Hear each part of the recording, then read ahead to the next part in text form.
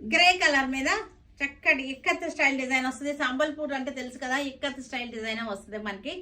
Sambalpur handlooms కానీ సంబల్పూర్ ఖాదీ ఇవన్నీ కూడా ఇవే డిజైన్స్ వస్తాయి. ఇప్పుడు సేమ్ డిజైన్స్ మనకి సంబల్పూర్ టస్సర్ మీద చేసేసారు. 800.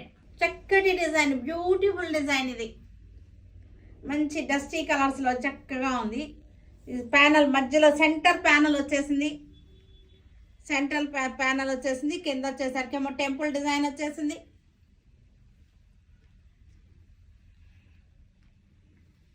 $2200, 800కి వచ్చేస్తుంది మరి.